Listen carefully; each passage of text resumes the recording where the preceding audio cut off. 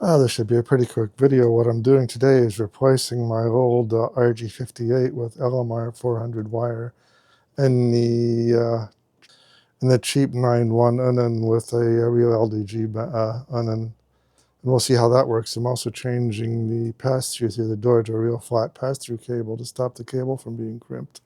Anyway, I'll show you what I've done. I've already done most of the changes so you wouldn't see me fumbling with wire and trying to get things straightened out. Anyway, this is the old RG58. And I replaced it with this stuff that's the LMR 400. It's a much thicker but a low-loss cable.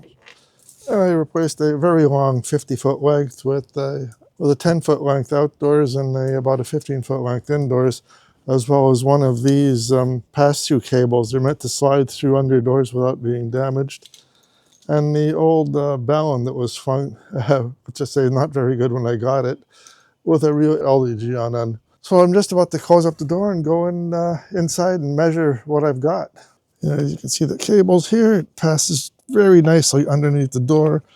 This old RG6 I've got here is still being squished, but there's not much I can do to change it out since it's connected directly to the antenna. Next, I'm going to put up a slide on signal loss due to cable type. Here, as you can see, with RG58 at 140 megahertz, you're losing 50% of your signal, while LMR 400 is only losing 16%. And more interesting, at 1 gigahertz, that's the aircraft ADS-B transponder range. A 50-foot run of RG58 loses 90% of your signal, while the LMR 400 only loses 40%. What's odd is the ADS-B antenna sellers are usually including 30 or 50-foot lengths of RG58 with their great antennas.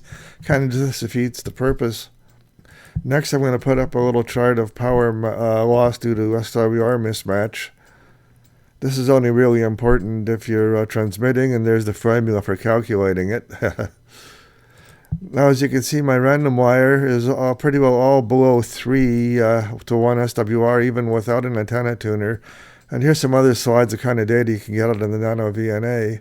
Now, with an antenna tuner, I'm below 2 to 1, so I could actually transmit on that antenna.